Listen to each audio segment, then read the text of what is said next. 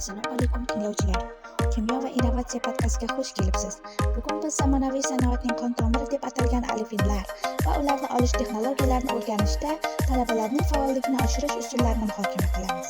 Biz bugun studiyada Tohir va Dilshod tomonidan tayyorlangan loyiha doirasida 2 nafar eksperiment va Mo'min va Feruza hamda Satirbekdan Shavkatbeklar bor. Xush kelibsizlar. Assalomu alaykum. Rahmat. Feruza,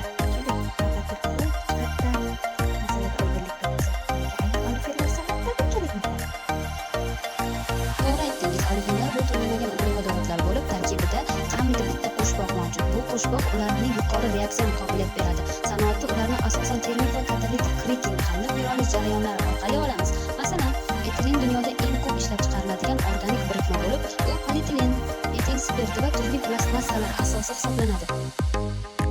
Mana shu joyda pedagogik muammo paydo bo'ladi.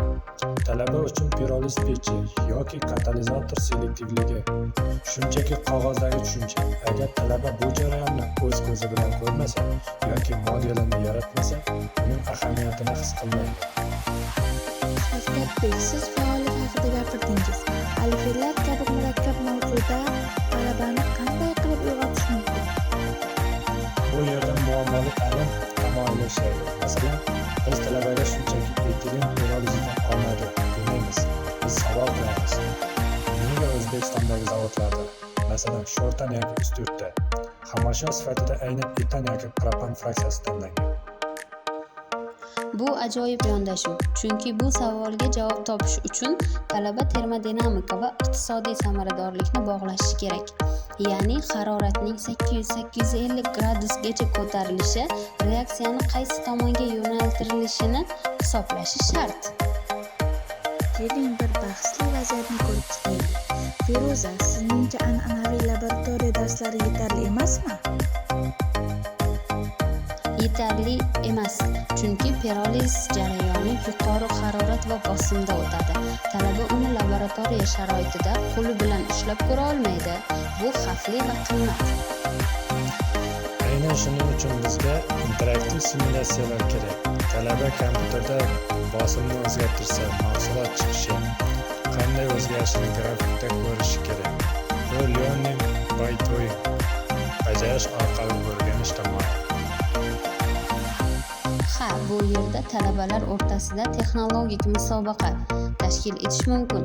Kim eng kam energiya sarflab, eng ko'p olifin olish sxemasini chiza oladi. Bugungi kunda sanoat nafaqat samaradorlikni, balki yashil texnologiyani ham talab qilmoqda. Alifinlar bu yerda qanday o'rin tutadi? Hozirgi kunda olifinlarni biomassa pirolizi orqali olish dolzarb mavzu. Bu Dilshodaning tadqiqot yo'nalishiga ham yaqin. Paxta poyasi yoki o'simlik qoldiqlaridan olifin olish bu kelajakdir. Va bu mavzuni darsga olib kirish talabaning innovatsion faolligini 100% ga oshiradi. Chunki u o'zini shunchaki talaba emas, balki ekologik muammoni hal qilayotgan muhandis deb his qila boshlaydi. Jumladan xulosa qilib aytadigan bo'lsak, alifinlar faqat formulalar emas, balki mamlakat iqtisodiyoti, yangi pedagogik texnologiyalar chorrahasi ekan. Mutlaqo. Texnologik bilimsiz sanoat rivojlanmaydi.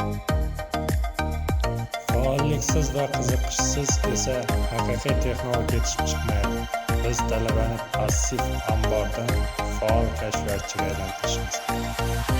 Rahmat barchangizning tashrifingiz uchun. Bugun biz alifinlar dunyosiga ham ilmiy, ham pedagogik nazar tashladik.